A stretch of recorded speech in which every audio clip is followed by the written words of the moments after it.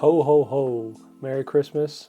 Hope everyone's having a great holiday season. Today we're going to be talking about Christmas movies. See, I'm personally not too big of a fan of Christmas movies on the whole. I think movies like Polar Express, A Christmas Story, and even like that How the Grinch Stole Christmas, they're all movies that I never really personally cared that much for. Actually, I remember in third grade, I was horrified of Jim Carrey's version of The Grinch so much that I actually had nightmares about it. And so, for whatever reason, I went and I told my mom, like, hey, I've been having these nightmares now for a little while. It's because we watched The Grinch. And we watched it in library class of all places. And I'm pretty sure the teacher got chewed out for it. I'm sorry I snitched on you if you're watching this. But that was horrifying. That was a really traumatizing experience for me. And I still am reeling from it. I've never recovered. That aside, I think my general disdain for Christmas movies largely comes from the fact that they're replayed essentially every year because obviously Christmas is every year. I hate rewatching movies with the exception of some of my personal favorites. And if I had to wager a guess, I'd say that most people are like that. Overexposure can easily breed animosity, and I think that's a large part of the reason why I don't view shows like The Office the same as I did when I first watched it. It's just so overplayed, and it's become such a part of our cultural zeitgeist that I feel like I've seen every joke in it 8 times, and after a certain point, it just starts to get annoying. Now look, I understand that people have comfort shows, and that's perfectly well and good, but you need to understand that Christmas movies in particular occupy a very unique space. There's not really a lot of them, and there's even fewer still that you could reasonably consider worthy of being played if you're having some sort of family gathering for the holidays. That brings me to Elf, which, at least within my circle of family and friends, is easily, by a country mile, the most overplayed Christmas movie of all time. Oh my God! Santa here? I know him. Every time my family gathers to do our annual decorating of our Christmas tree, we get together and we'll have food, we'll put on a Christmas movie, and then eventually we'll all kind of meander over to the Christmas tree and start decorating. My family doesn't know this, but every year I dread that we're going to dust off Elf and I'm going to lose another hour and a half of my life to this movie. Just me saying that, I'm afraid that I'm going to wake up in the middle of the night after posting this video and they're all going to be surrounding my bed with pitchforks and torches and just ready to, burn me at the stake. And again, I realize I just took a steamy reindeer-sized dump all over some people's favorite Christmas movies, but there's a silver lining to this. I'm not a complete Scrooge.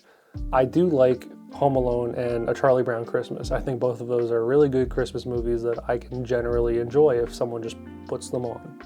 That said, there is one Christmas movie in particular that I have a genuine soft spot for.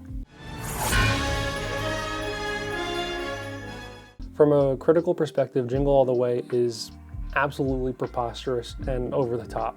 That said, I do love all the campy antics and wild turns this movie takes.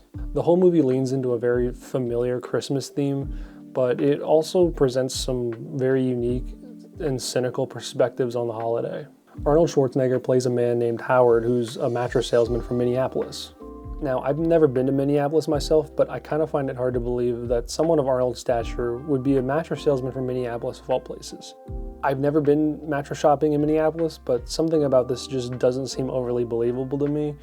But if there's anyone from Minneapolis watching this and I'm speaking out of term, just let me know. Howard is a workaholic and he has the bad tendency of neglecting his family, and this really comes to a head when he misses his kid's karate belt ceremony. On his way there, he gets pulled over by a cop, and the cop's clearly reveling in making Howard jump through these hoops. He makes Howard step out of the car and say the alphabet backwards. And my totally not genuine advice to any future drunk drivers is to memorize the alphabet backwards, that way you can drive with a clear conscience. Ted Malton, played by Phil Hartman, may he rest in peace, is a divorced dad whom all the suburban moms are hitting on, but Ted is clearly only interested in Liz, Howard's wife. Before Howard can even walk into the door of his home after missing the ceremony, he is met by Ted, who is decorating his house. This scene shows just how absent Howard has been, and Phil Hartman's almost snarky tone just works on so many levels for me. And I'm not gonna lie, I'm really just a huge Phil Hartman fan. Howard tries to ask his kid, Jamie, to forgive him for missing his karate ceremony. The conversation they have basically boils down to Jamie saying he would forgive Howard if he manages to buy him a Turbo Man action figure for Christmas. Howard is thrilled to be put back into the good graces of his kid and goes to recount his tale of glory to his wife. Howard is riding high until Liz questions if he actually got the doll like she had told him to just a few weeks prior. Which reminds me, you got the doll, right? The doll. This whole sequence is ended by a shot that I personally do find to be very funny. It's just this, like, he turns his head and just the light just hits him right in the face. It's just so ridiculous. I haven't seen anything like it, and it's just so goofy. It makes me chuckle every time. The next day is Christmas Eve, and Howard runs out to find a Turbo Man doll. And as he leaves, he gets heckled by Ted's wild reindeer, who snaps a little at Howard before he shuffles into his car. Howard then makes his way to the first toy store on his route, and this is when he runs into a mailman named Myron Larrabee, who's played by Sinbad. Myron goes on an absolute tear about consumerism and the pressures of Christmas in a way that was funny and nonsensical to me as a kid. But as I've gotten older, I realized just how ahead of the curve he was. See, I'm not a monster. I'm just ahead of the curve.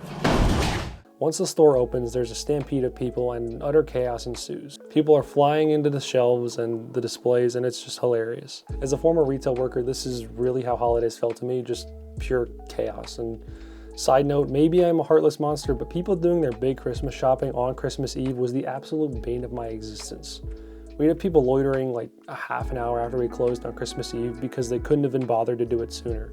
And look, I understand if it's like little things or a stocking stuffer, but seeing people doing the bulk of their Christmas shopping at like 8 p.m. on Christmas Eve was just insufferable. Like, oh, I'm sorry we don't have 7 million Xboxes left on Christmas Eve. Are you kidding me? Anyway, it turns out the last Turbo Man doll sold to some old lady, and so Howard's journey continues.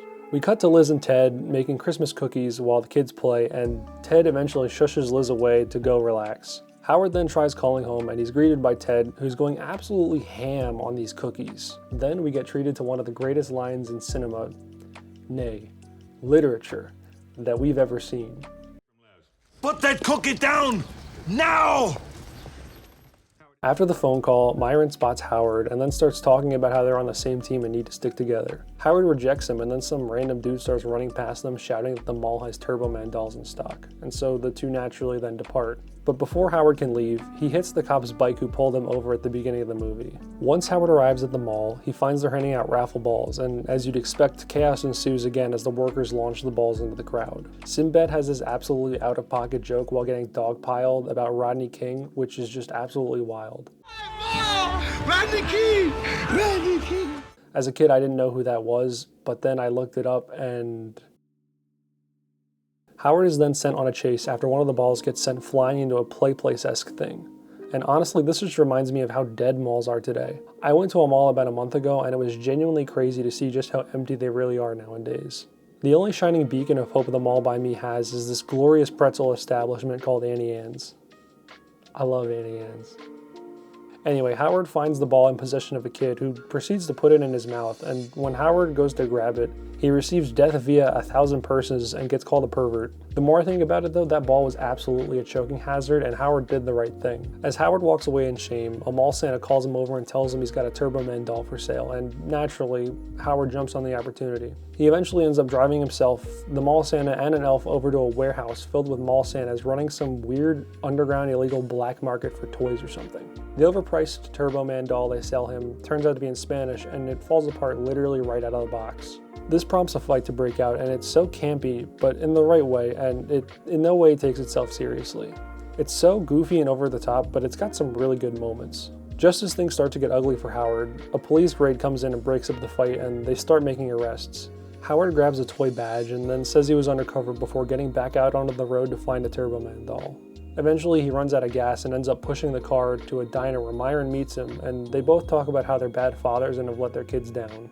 The two then hear on the radio that if you call and can name all of Santa's reindeer, you get a Turbo Man doll. The two rush to the phone booth and start fighting before the waiter tells them that the radio station is just a few blocks down the road. The two then run over and break into the radio station in hilarious fashion before being told that there's no Turbo Man doll on site. They instead have a coupon that entitles a person to one that they will eventually receive. Myron then grabs a package from his satchel and he claims that it's a bomb. The cops do show up, including that cop from before, and by this point, Myron has created enough of a distraction for Howard to get away. It turns out it really was a bomb, which came as a surprise to even Myron.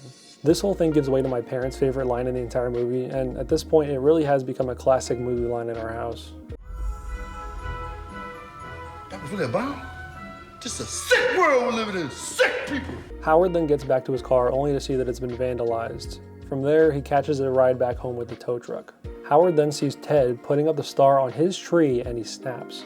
Howard breaks into Ted's house and tries to steal the Turbo Man doll Ted has been bragging about. And just as Howard has a change of heart, he's met by the reindeer who held him up earlier, and they get into a chase before Howard punches the reindeer and locks him in another room. During the chase, though, the head of a Christmas statue that Ted has gets knocked into the fireplace and catches fire. Ted and Liz are both outside listening to some Christmas carolers before Howard punts the flaming head out of the window and causes a commotion. There's gotta be an NFL team who could have used that sort of kicking power back in the day. That thing needed to be absolutely flying to break a window. Those flimsy plastic heads can't weigh more than maybe a pound, so he needed to put some serious force behind that kick. Ted and Liz then come in and they see that Howard was trying to steal the Turbo Man doll, and they rightfully dig into him before taking the kids to the Christmas parade downtown. After sulking for a bit, Arnold then follows them to the parade and sees Ted trying to get a little freaky with Liz. I know what kind of man you are. Just as Howard goes to stop him, he runs into the cop once again, prompting a chase. Liz does end up rejecting Ted, but Howard is still in some deep poo-poo if you catch my drift. Howard then goes up into some side room where he's then confused with a stuntman and is put into some suit for the parade. He keeps getting shuffled around until it's eventually revealed that he's dressed up as Turbo Man. He's then tasked with choosing one kid to receive a Turbo Man doll from the crowd, and obviously Howard points to Jamie. Honestly though, the fact that neither Liz nor Jamie recognize that Austrian-sounding hunk of man meat is just hilarious. I don't think there's a ton of people in Minneapolis who sound like this. Jamie! Jamie runs up the parade vehicle to claim his prize, but right before Howard can tell Jamie he's his dad, he gets interrupted by Dementor. Turns out that Myron actually stole the suit from the guy who was supposed to be Dementor, and now they're in for a fight. Myron ends up chasing Jamie around, trying to get the doll, and Howard is desperately trying to get the hang of his jetpack. And I gotta be honest, the scene where Howard is flying around on a green screen has honestly aged like emu milk. There's just no way to defend it. It looks awful. Eventually, Jamie climbs some tree decoration before it ends up falling and leaving Myron and Jamie hanging. Myron falls into a big present, and Howard then figures out the jetpack just in time to fly over and catch Jamie. Howard then reveals to Jamie and Liz that he was Turbo Man. At this point, Myron has been arrested, and as he's being taken away, Jamie stops him and gives Myron the Turbo Man doll and says he has a real one at home. There's also this one post-credit scene that mimics that hilarious shot from the beginning of the movie that I pointed out. What did you get me? This movie really started the whole post-credit scene craze that we can't seem to get away from. Marvel was obviously one of the first studios to really adopt this habit, and there's this one Stan Lee quote where he says that Jingle All the Way was a massive inspiration for him, and that he knows there's really no point in making a movie unless they can pay homage in some way to this exquisite film. As dated as this movie may seem, I really do like it because it reminds me a lot of being a kid, just the feeling of the holidays and the craziness surrounding it. As an adult, I definitely have a more cynical and jaded perspective, but this movie still has plenty to offer you with its themes of commercialism and materialism. I really do believe that Jingle All the Way is one of those movies that's just so bad that it's good. And it doesn't matter if you're a kid or an adult, this movie does have something to offer, and I believe that you can genuinely have a good time with it. Jingle All the Way is definitely my favorite Christmas movie of all time, and I really hope you guys enjoyed my retelling of events. With all that said, I hope you all have a great day and a Merry Christmas. I'll see you around. Ta-ta, Turtle Man.